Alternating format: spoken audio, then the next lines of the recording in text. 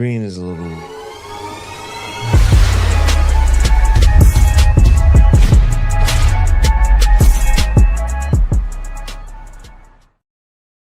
All right, what's going on, everybody out there? It's Ron Brown, LMT, the People's Fitness Professional. Everybody, you already know this whole spiel that I run every time. I'm pretty much prepping you guys for what's about to happen in 2026. The Ron Brown LMT fitness programs and stuff like that. That's coming. That's coming 2026. Anyway, thank you for Brother Cozmo-El for coming out this evening. Really appreciate you, Grand Sheik. Today we're going to talk about Act 6. Before we go into Act 6, let's run this commercial and go right into it. Hold on one second. Peace family. Welcome to NYP Talk Show. This is more than a podcast. It's a conscious platform rooted in truth and culture. From the 5% Nation, Nation of Islam, Moorish movement, and Masonry. Our mission is to reclaim our narrative and uplift the African diaspora with real stories and real conversations. Support us through super chats during live shows, donations on Cash App, GoFundMe, Patreon, or Buzzsprout, and by repping our official merch, available on our website and right here on YouTube's merch shelf. Every dollar, every super chat, every hoodie builds the movement. This is NYP Talk Show.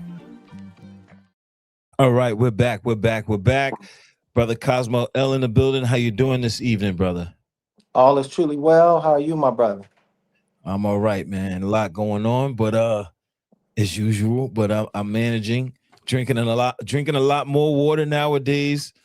That's so key, and just making sure I get enough calories and sleep, so I can do what I do. Putting in that work. And so today we're talking about Act 6, right? So I don't know if you want to quote it or if you want me to read it straight out. Well, first, I want to give honors to you for bringing me on to the show and allow me to reach your viewers again and again. I appreciate that. I think it's very important to hear various perspectives on Moorish science and on Moorish law, so that people can, understand that we're a diverse people with diverse views. And so I wanted to give honor to you for that. Thank you. You could read it off, and we could take it piece by piece.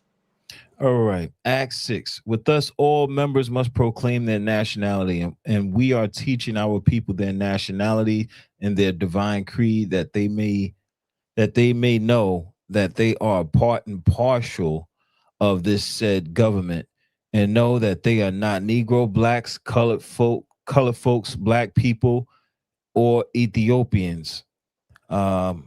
Wait, sorry. Negroes, Negroes, color folks, black people, or Ethiopians, because these names were given to slaves by slaveholders in 1779 and lasted until 1865 during slavery time. But this is a new era in time now, and all men now must proclaim their free national name to be recognized by the government in which they live and the nations of the earth. This is the reason why Allah, the great God of the universe, ordained Noble Drew Ali, the prophet, to redeem his people from their sinful ways. The Moorish Americans are the descendants of the ancient Moabites who inhabited the northwestern and southwestern shores of Africa. So I want to get into Act 6. This is what today's build is all about. And so I don't know how you want to set that off, but I have some questions just about Act 6. If you want to, talk behind that or expand on that, you can. Islam, before we get into the questions, this is for those who are not familiar, Act 6 of the Divine Constitution and Bylaws of the Moorish Science Temple of America, which is the organization founded by Noble Drew Ali, known affectionately to Moors as Prophet Noble Drew Ali, to do exactly what you pretty much explained in Act 6, is for the uplifting of fallen humanity, those who have fallen from the constitutional fold, those who have fallen from the recognized international fold, you know, by clinging to chattel terms that delude to slavery. And so this is Act 6. There's 7 acts. Each act deals with how the it's the Constitution and bylaws, so it deals with how the organization is structured, how it's run, some of the positions, and also what's expected from the members. And so this act speaks about what members are expected to do and also what the temple is expected to do. So just a little background on that. As you can see in there, it talks about the terms Negro, Black, and colored. These are chattel terms that delude to slavery. We didn't go into slavery as Negroes, so-called Black people, color folks, or Ethiopians. These names were forced upon us and then later accepted by us. And it's very important to understand that though they were forced upon us, they were later accepted by us, which keeps us in a particular legal status Hmm. and keeps us in a undesirable status when it comes to people around the world who all are known by their bloodline, their pedigree, and the land that they come from, whereas so-called black people have clung to these chattel terms that delude to slavery and that don't connect them with the land, the flag, or any type of culture. So that's the purpose of this act, is to educate our people, but also to take some very critical actions spoken of in this. And if I may, I just want to read something out of the Moorish literature, which are the words of Prophet Noble Ali. And it says, this is from Prophet Makes Plea to a Nation. It says, our divine and national movement stands for the specific grand principles of love, truth, peace, freedom, and justice. I, the prophet, am applying to all loyal, faithful Moors, members, and the American citizens to help me in my great uplifting acts of fallen humanity among the Asiatic race and nation. For I have suffered much and severely in the past through the misunderstanding of what the movement was dedicated to. It is the great God Allah alone that guides the destiny of the divine and national movement. I know that all true American citizens are identified by national descent names to answer and apply to the free national constitution of this free national republic of the United States of America. That's why I'm calling on all true national citizens to help me morally, financially, in my great work I am doing to help this national government. For without a free and national name, without a descent flag of your forefathers, there is not a national divine title of the government in which you live. And I'll just stop it right there. That kind of corresponds with Act 6. Islam. Islam. Okay. Okay. Um, so what I want to ask is, how relevant is this in these days and times, right? Mhm. So I think the way that I'm looking at it is, the world is the way it is at this moment. And to bring this up nowadays, how much headway are we getting in government, in law, in internationally? Are we being recognized? Are we getting any recognition for being Moorish Americans? So that's what I'm asking. So what's the validity of Mm. Act 6 in 2025? So nothing has really changed except the modes of technology and the modes of industry. Um, the same issues, social, economic, political, are the same, especially when it comes to so-called black people, those misnomering as black, Negro, colored, African American, so on and so forth. Because again, uh, every person on top of this planet has a nationality, right? They're all known by their bloodline, their pedigree, and or the land that they come from. So much so that everyone who has a nationality has a seat at the United Nations. The United Nations internationally, law-wise, has said that everyone has a right to a nationality. Article 15, Universal Declaration of Human Rights. So this is a human right. Um, if you look for on the indigenous side, the DRIP, Declaration of Rights of Indigenous People, it tells you all indigenous people have a right to a nationality. So it's very relevant because there's only one group of people, one national group of people that are on top of this planet that are clinging to slave and chattel terms. This has not changed. And it's one thing when one is enslaved and it's forced upon someone, but then when you come up out of slavery, you return to what your forefathers were. You learn how to be yourselves. And so uh, it's recognized that everyone is entitled to a nationality. But the main recognition of Moors and their nationality doesn't need to come from with outside of the nation or the community.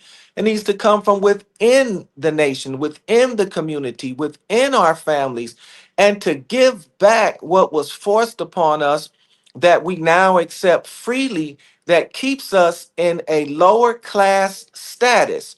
Anywhere on top of the earth, if you can't trace your lineage, if you don't have a connection to a land, a flag, and a culture, you're considered stateless. You're considered an undesirable. And the undesirables are the ones that uh, atrocities and injustice is heaped upon.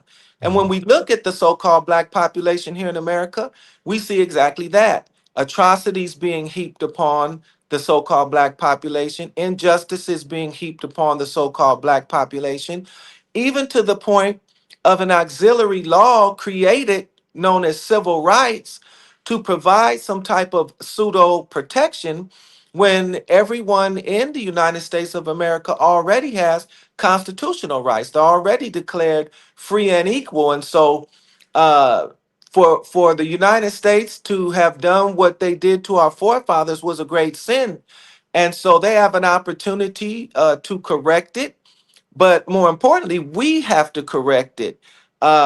When you deal with the concept of nationality, self-identification is the rule. That's the rule and the standard internationally. You self-identify. But it's not just about calling and identifying ourselves as a particular thing. It's about moving as one, organizing politically, socially, and economically, and doing what all other nations do. And I think that's where most people miss it. This is not a consciousness movement. This is not, hey, I want to call myself black. Hey, I want to call myself Nawabian. Hey, I want to call myself Nabatian, or I want to call myself Egyptian. This is about returning to the name of our forefathers historically prior to the advent of slavery, and then doing what all other nations do to uplift themselves into political, social, and economic power. And to that end, the Prophet Noble Drew Ali established the Moorish Science Temple of America in 1913 AD.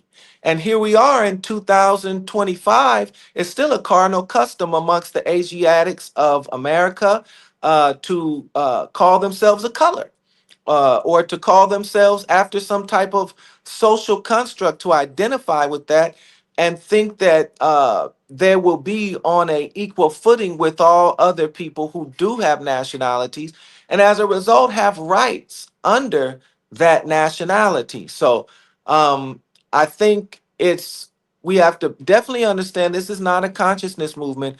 This is a return to the state of mind prior to us being enslaved, and also a return to our political, social, and economic independence and self governance, a nation within a nation. Hmm. Okay. Check. I like that answer. So now, why do you think that people have such an issue with referring to themselves as Moors rather than black? You mean have an issue referring to themselves as black rather than Moors, or vice versa? They have an issue with referring to themselves as Moorish or a Moor versus being Uh-huh. black.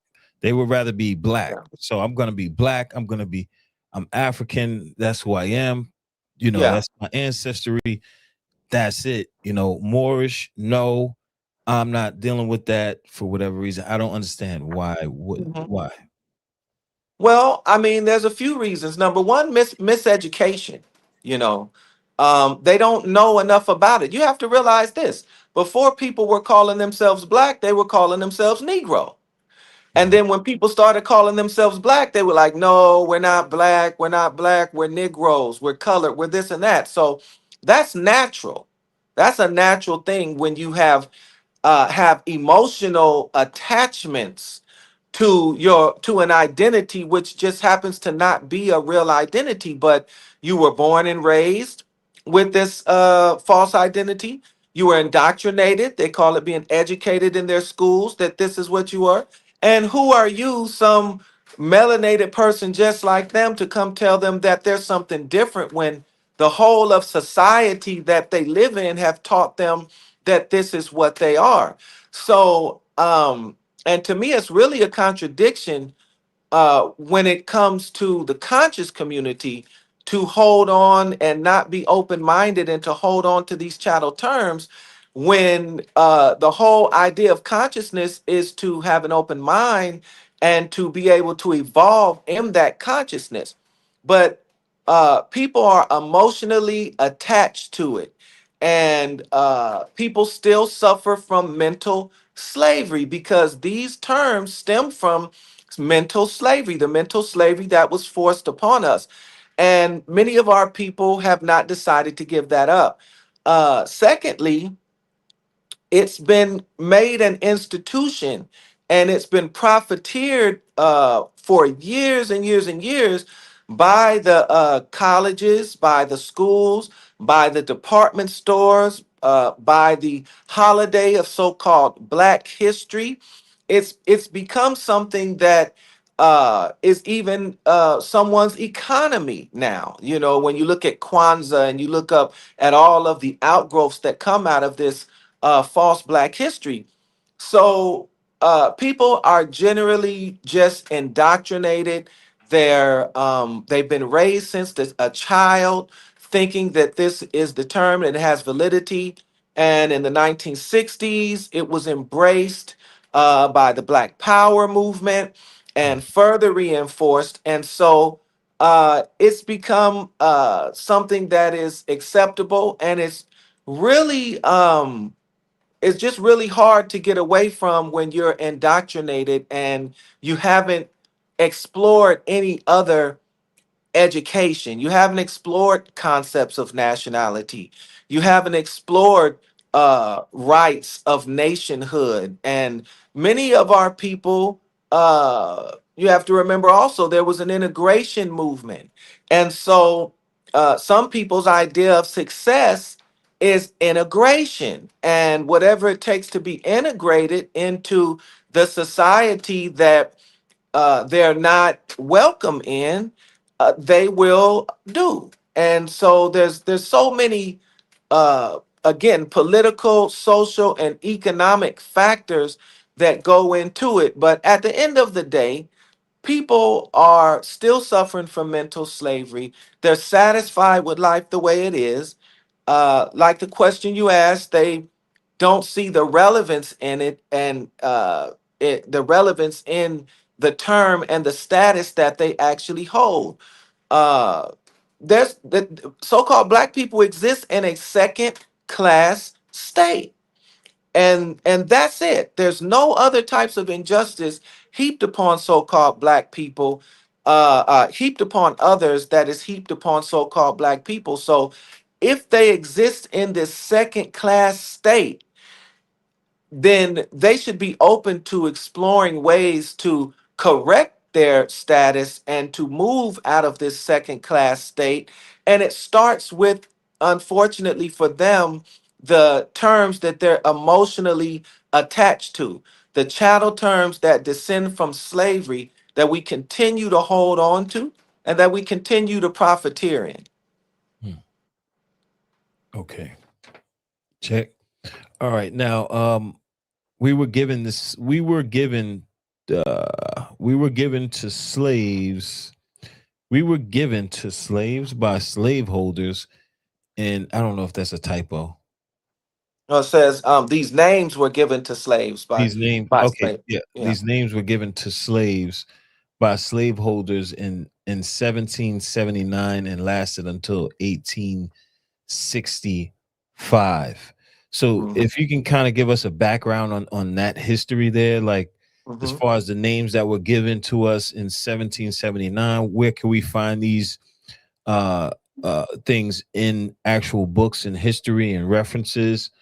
Can we can we research this and find this exactly the way it's said here, or no?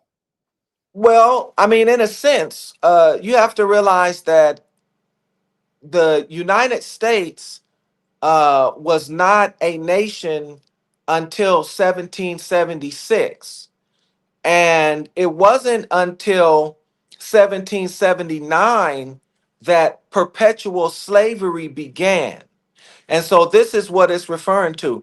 The Articles of Confederation come about in 1774. When you look back in the history before the nation was actually put together, there was no codified way to describe melanated people who had been enslaved. Some locales use Negro, some use black, some use colored, some use Sambo, quadroon, octoquadroon. So what it's referring to is when the United States came together as a nation and finally uh, you created the union and united the states. And then after 1779, once things had settled in, they adopted the universal customs of referring to us a particular way as opposed to their individual state customs. And so now you have, uh, things, even before that, you had like the Negro Acts and the Black Codes. Hmm. But it wasn't until the nation got its quote unquote independence that they were able to now institute some type of cohesive terms federally in a federated uh, type of system to label and give a status to these so-called Negroes, blacks, and colors. And so that's what it's referring to when it says lasted up and placed upon us in 1779. Lasted up until 1865 refers to the emancipation of those held in bondage, and this was obviously due to the Emancipation Proclamation in 1865. But think about that. We were supposedly emancipated in 1865. We can all agree that whether we came over here or whether we were already here, our name was not black. Our name was not Negro. Negro comes from the Spanish. After the Moors fell in Spain, they began to be known first as Morisco, and after they were known as Morisco and they were fully indoctrinated with Christianity, the Spanish began to call them Negro. This is a historical fact. So if you were a Negro, then you were a descendant of the Moors, period, who were labeled Negro. There was no Negro before that time. Negro came about after the Moors fell in Spain. Those who couldn't ransom themselves and went back to Morocco and created the Barbary states there. Those who stayed in Spain and became first Moriscos, who most of them still kind of hid their Islamic faith, but had became Christians. But by the time the term Negro comes about, these are fully denationalized, Christianized Moors. And so if the Negro population began in Spain with the fall of the Moors. There's your direct link. Black only means Negro in English. That's it, because they adopted the La Costa caste class system of the Spanish and the Code Noir of the French. So it's just historical. Now, we were supposedly emancipated from this in 1865, but yet we still held on to the term Negro. We still held on to the term black, which was Negro in English. So if you're emancipated physically from this La Costa system, from these black codes, from these Negro acts, then why are we still holding on to the term that was generated for us during that? We need to go back to the term that we were prior to that, not 10,000 years before, not 1,000 years before, but our nation as a people that governed the world from 711 to 1492 was known as Moors internationally and even nationally. So it's a no-brainer when you have the education to understand where the term Negro come from. But due to Black history scholars and using this term and interjecting it back into ancient times when it didn't exist, not in the way that it was interjected back in ancient times. So now when you read a book on so-called black history and someone have interjected this term 5,000 years, 2,000 years, you think it's a legitimate term. But linguistically and etymologically, it's not. It's just something that someone have adopted and used in a way that makes people think that it's ancient, but it's not. And no other melanated people on the planet, they could be as dark as me or black as coal, call themselves black, except for those who have been educated by European power structure, because the European power structure stretches internationally now. So if you've been educated by the European, then you might willingly accept these terms, black, so on and so forth. But if you are in your indigenous culture or you in your nation, then you're going to use your tribal name, you're Mhm. going to use your national name. So this is just it's just the way that people who have not been subjected to what we've been subjected to know their rights, they know how to exist, and they know that black is not something that they want to associate with because it deludes to slavery. That's why they don't want to be black, because oh, black, oh, that's slave. It's synonymous with slave. Mhm. And once we understand it's synonymous with lowest class in the United States of America. So once we know that, why would we willingly accept a term that classifies us as the lowest class in the class caste system? Right. Okay. Okay. Now, are there anything? Are there any changes in, you know, I think I would say in government or anything to change this?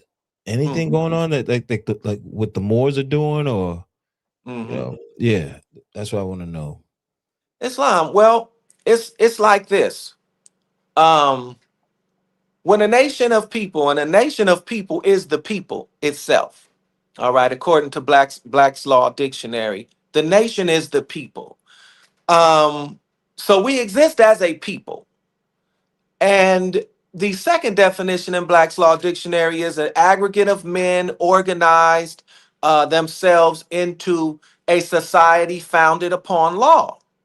So, what our nation has to do and has done in some respects is to organize ourselves. It's not for anyone else to come organize us as a nation of people.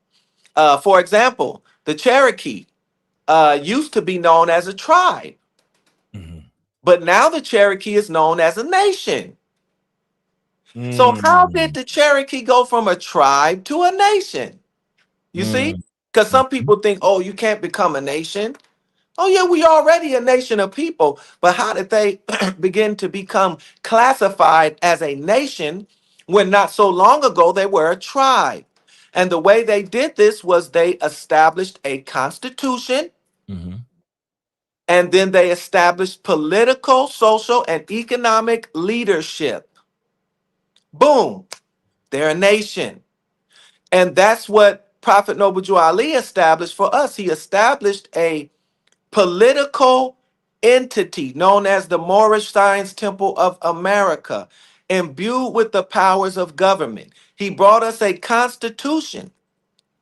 He brought us our free and national name and our history prior to slavery, right? Teaching us that, yes, we were those Moors in Spain that got labeled Negro. And when Spain came over here or came over to North America with the manifest destiny and all of that stuff, the excuse me, the papal bulls and all of those things, when they came over here and to because this was all a part of the Moorish Empire, the Moors over here or on North America, South and Central America became labeled Negro as well. And so it's for us to, as we know who we are, the nation is the people, it exists. But what Prophet Noble Drew Ali did was establish a entity founded on law with the Constitution and bylaws.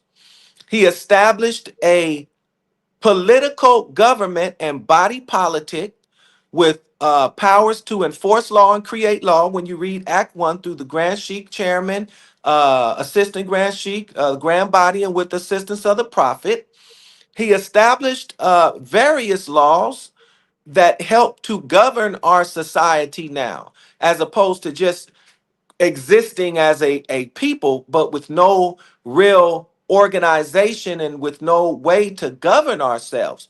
So he created that. And so the nation of the people is the nation, but the entity that was created was the body politic, which functions, which is the Moorish Science Temple of America, which functions as a state for Moors to organize their nation and to take their place in the affairs of men. mhm, Um, no one else has done this. No one else has provided this framework. And so, as Moors, we say, well, why go and reinvent the wheel? The framework is there. Why don't we utilize it? And so that's what some of us are doing is utilizing the framework left by Prophet Noble Jew Ali to organize ourselves into an organized nation. We're already a nation, mhm, but into an organized nation. And through being organized, now you can attain political, social, and economic power like every other national group here in the United States of America. We say Moorish American. We're Americans. We're born in America. We have the rights of being born in America. Jus Sali, right of the soil, but our bloodline is Moorish. That's the same for an Italian American, a Mexican American, a Chinese American, an Indian American. But when we look at these other nationalities, what do? They organize themselves into political, social, and economic force, right? And as they become this political, social, and economic force, now they're able to contribute not only to their nation of people, but also to the nation at large. The nation at large benefits from positive commerce, positive social behavior, mhm. positive political action. Right. So a lot of people uh, misunderstand this movement as a consciousness movement. And it's not just about being conscious. Consciousness is where you start. But once you become conscious or once you wake up, now there's work to do. You have to ally yourself with your nation, with your body politic, with your state, so that we can be about the business of our nation. And that's what this this whole Moorish divine and national movement is rooted in. It's not just about calling ourselves more. If it were just about calling ourselves more, it would make no difference. It would be as others say, well, we can call ourselves whatever we want. It's not really relevant. But it's not just about calling ourselves anything. It's about connecting with our true history, our true identity, and then organizing ourselves and being about nation building. Understood. Understood. Check, check, check. Okay, now as far as the Moorish movement and getting these things done, um and there's so many different factions. How do we change things with that amidst in our midst? I mean, you don't change it. And it's not necessary to change it because all nations have factions. All nations have, we can use another word instead of factions, interest groups, right? All nations have various interest groups that have their own customs, their own worldview. However, and that just provides diversity inside of the nation. If we were all thinking alike, then where would the progress be? Mm, So the issue is not that we need to all think the same or be the same or walk and talk the same. mhm. uh, we're going to organize in various groups, but those groups have to be mature enough to be able to come together and send delegations to one central group to do things greater than what that group can do. For example, the in Khalifa recently we've had our convention, and you'll see that there were, over 100 Moors that came together, or at least 100 Moors that came together from various bodies there, who are seeking peace. There were some people who didn't come. There are some people who don't want to unite in that kind of way, and that's fine. But those who do want to unite, those who can see that vision, those are the ones that will unite and be able to do greater things than the two, three, or four people who are hating somewhere in their dark temple and are really just isolating themselves from the true progress of the Moorish American movement. Again, back to the Cherokee and them moving from a tribe to a nation. uh, Once you have the framework and the constitution that the prophet brought, now it's about providing political, social, and economic leadership.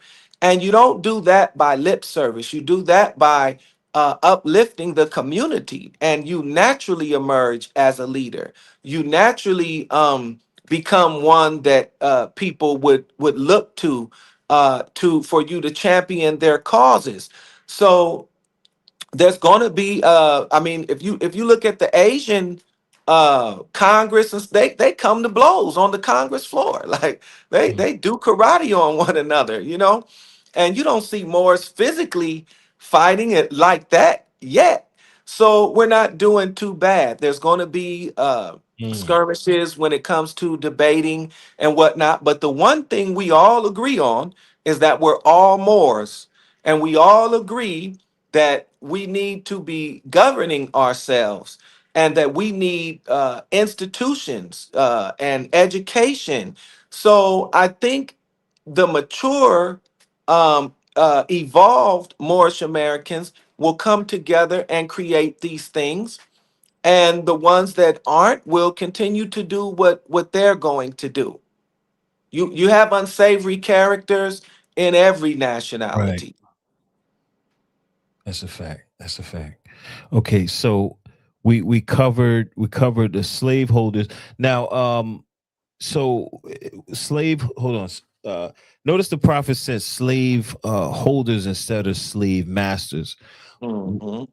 Why do you think that is? Well, that's because there's only one master, and that's Allah. Uh, no one can be a master over you. They could only hold us in bondage, but they could never be our master. And so the prophet uses the word very carefully, slave holder, because when you hold something, you eventually have to let it go. Mm, A master, it would be indefinite. We're all, Allah's our master over everyone. That's never going to change. But as far as holding us, they held us in bondage, and eventually they had to let us go. And now we have to let them go. mhm. Now, to take it back to free national name to be recognized by the government.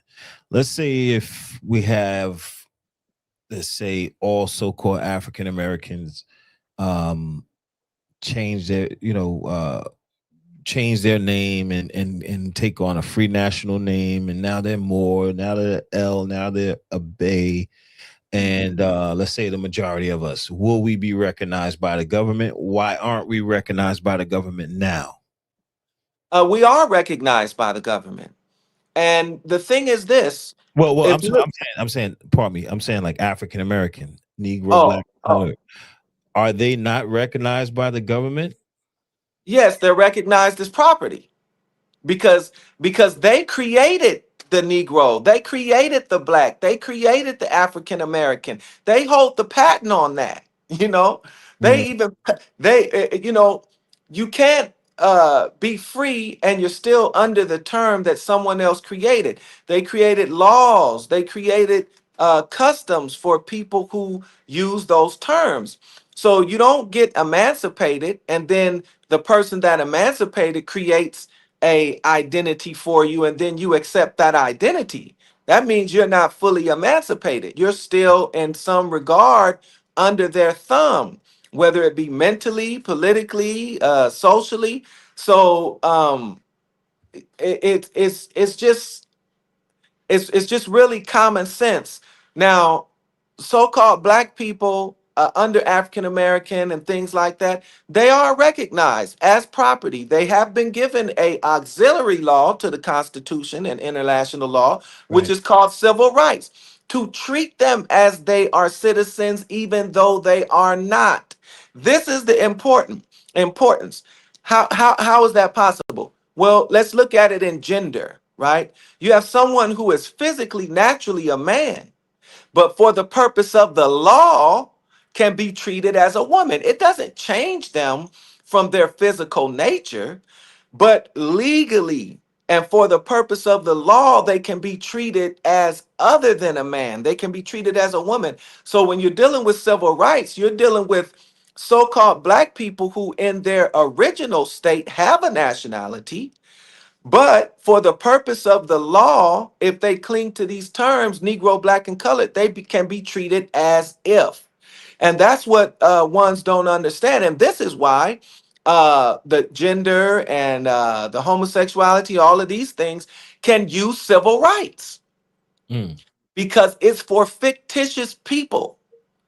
It's not for live human beings. The Constitution, the Articles of Confederation already tell you all men are created equal, right? So you're dealing with the rights of those, and they have inalienable rights, which come from the Creator.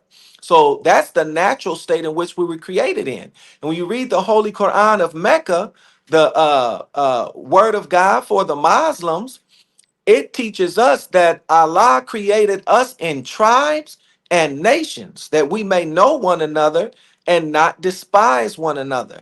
Allah didn't create a Negro. Allah didn't create a black. Allah didn't create a colored. Allah didn't create an African American. So when you accept these terms, you're accepting something that has been created by man, right? mm, The term more is comes from our nation, which is organic. It comes from our land. It comes from our flag. This is an organic human being, but a Negro is not. It's fictitious. A black, a colored is fictitious. So we say first with us in Acts 6, you proclaim your nationality.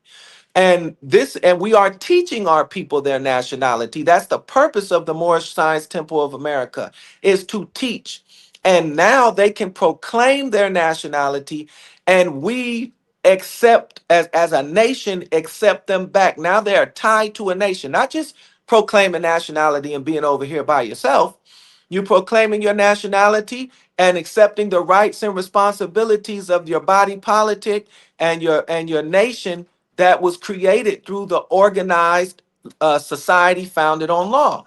And then, secondly, proclaiming the free and national name. Now, this is very important because the name coming out of so called slavery is whose name? Would be your slaveholder's name. Your slaveholder's name. Mhm. How you going to be emancipated and say you're free from slavery and you're free from your slaveholder, but you still holding on to the slaveholder's name? I have a question about that. So, Hold on 1 second. Hold okay, on. okay, I might answer it for you. okay, okay, So what Prophet Noble Jew Ali, he said, he didn't say give up the name and change it to something totally different, okay. because Drew Ali didn't do that. Right. His last name was Drew, and he added an Ali. Some people say, oh, no, you're not supposed to keep the name. Well, Prophet did. He didn't change Drew. He added Ali. And so what you do by adding the ill or the bay to the end of that name is you're now annexing that name and making it your own, because that name has history in our genealogy. Boom. It may have started with the so-called slaveholder, but we're hundreds of years removed from that. And changing that name now disconnects us from our mother, our grandmother, our great-great-grandmother, our great-great-great-great-grandmother. So what we do is we put our free and national name, which means that name, that ill or bay, now takes precedent over that name that was imposed upon us. It takes precedent over that name. So Mm. now you have your ill and your bay, but you still have history in that name. There's compensation that still needs to be paid in that name. So no, we don't just erase the record, because generations from now, how are your children going to know their lineage? You won't know it. And so that's where the free and national name comes in. But it's not just a thing again that you just change your name. You proclaim this name in the government in which you live and the all nations of the earth. And this involves documentation, that you go and correct all of your public records, so that within the system that had you in this particular status, just as you change your name from black, which is fictitious, to your bloodline, which is more, you also proclaim your free and national name and you correct that record. And in doing so, once the records are corrected, when you're talking about recognition, the government recognizes that you have moved yourself, with the help of your nation, out of the status that they had you in, out of the chattel terms that they had you in, and out of the previous name of the slaveholders that they had you in. So it's a political move. Which actually changes the status, not just adding L or Bay on Facebook, not just calling yourself Moorish American. It's about proclaiming it, getting with your nation, accepting the rights and responsibilities, and correcting all of your public records, so that from now on and forevermore, you are one of the descendants of slaves, if you were a descendant of slave, who have given them back everything that they imposed upon you. And you are now demonstrating in your true, or what you might call proper persona, which is your proper self. Okay. Uh, uh, well explained. All right. So let's now I wanted to go into so 1779 to 1865 is not 400 years. Mhm. So why do we always say 400 years? Islam, again, this is 400 years of slavery under the United States of America. There was slavery here or I'm in Hawaii, but I'm from North America. So there was slavery, obviously, before that. However, it wasn't officially on the books, and each state had their own laws governing it. So when we say the 200 years, that's what Prophet Noble Ali is referring to when it became institutionalized and the actual names were put on our public records throughout all of the United States. Prior to that, you still had Moors here. That there were still Moors enslaved, but there were ones that weren't enslaved.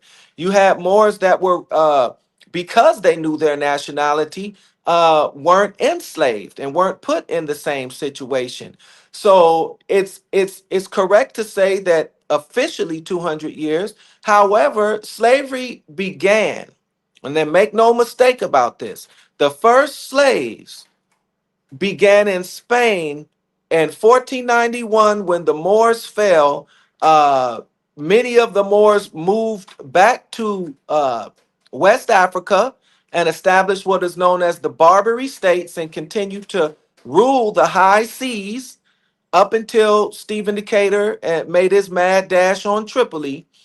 And but 30,000 of the Moors who could not ransom themselves and who could not get back to the coast, these are your first slaves. And they were taken along with the Spanish expeditions to North, South, and Central America in bondage. Remember, Negro, right? And so slavery did exist since that time. When they say the first Negroes made it to Jamestown, uh, that's because they were Negroes by then. Mhm. But Moors were here prior to that. See, it's all in the language. So it is true officially 200 some odd years, but Moors under the individual state uh, applications of slavery. Some did exist for 400 years, but that 400 years starts from Jamestown. It's actually longer than that. But perpetual slavery uh, and the way we know it didn't really start until 1779, where you couldn't get yourself out of slavery and that your child was born into slavery and that you were just the lowest class no matter what. So this is what is being referred to. Okay. All right. So my last question is where do we go from here? Just go to the temple and build with other Moors and do what you need to do as an individual in each temple. What is it that we should do now as Moors, or for people who don't consider themselves Moors, maybe they still consider themselves black? What do both? How would you say what do both do? I mean, the first thing that ones need to do is really question the customs and the culture that they're practicing right now. Really question the slaveholder's name that they still possess. Really question the chattel terms and social constructs that they have agreed to accept. Really question, analytically analyze the religion of Christianity, the Constantinian form of religion that was imposed upon them that they practice today. Because it's not just about nationality, it's also about divine creed, because through that divine creed and through that religion, there are certain rights of governance as well. And we can talk about that at another time. But there are those people who are going to be totally fine with, there were people on the plantation that were fine with slavery. You know, After a few generations, they were raised in it, and to them, that was life. And they would do whatever they needed to do to keep peace for themselves. And when you start talking about Moorish nationality and you start talking about doing things different, you somehow become an enemy a lot of times, even within your own family, because of these emotional attachments to the customs that we've practiced for so long. So ones really have to have a talk with themselves and really ask themselves, am I black? Am I a Negro? What were my forefathers prior to that? What were my people practicing prior to that? And then, you know, they can come to the temple to actually learn more about their Moorish history. They can buy books. You know, the key is there, it was like the prophet said, study, study, study. And that's what's going to bring them into consciousness. And once they've gotten to the point of consciousness, it's not just about knowing. They need to understand it's not just about being conscious. It's not just about knowing. Once you become conscious, once you know, now you have to demonstrate some type of action based on your knowledge. And that means getting with your temple or your Moorish organization, accepting the rights and responsibilities of that temple or that organization, and begin to uplift your brothers and sisters in a positive way. Sometimes it's by teaching. Sometimes it's not. Sometimes it's just by being a good member of your community and giving charity, and making sure that your people are eating. Sometimes it's by creating assisted livings to take care of your elderly, and orphanages to take care of your youth, and schools to give your children the proper education. So for Moors who are already conscious, get with those who you see that are movers and shakers, that are actually doing the nation building part. Because I know a lot of Moors came into this for the nation building part, and then they might get in the temple, and you know, they get the handcuffs put on them and say, no, we're not about any of that stuff. So you have to get with the progressive group of Moors that are aligned with what your interests are, and do that. And that's how we grow as a nation. It's fine if ones are fine just in the spirituality and just in the knowledge. There's nothing wrong with that. Everyone doesn't have to be the same, but we do need leaders. We do need those who are willing to stand up and be leadership and lead our people as Moors, as Moorish Americans, into a greater existence politically, socially, economically, educationally, and the whole nine yards. Yes, sir. Yes, sir. On that note, well said. On that note, thank you for coming out this evening. I really appreciate you, brother. Thanks to everyone on the chat. And if you have anything last words you would like to say, floor is yours. Islam, I would just say, you know, you can support this type of content by purchasing books. I'm an author on Amazon.com, Cozmo-El, Cozmoel. That's my main source of revenue, my books and my jewelry art. And also just supporting by the same name, Cozmo-El, Cozmoel, on Instagram, Facebook, TikTok, by just liking and sharing this type of uplifting content. Indeed. On that note, again, thank you guys for coming out this evening. We got a podcast in about 2 minutes with the son of man of the New Nation of Islam. And we are out of here. See you in a few minutes. Peace.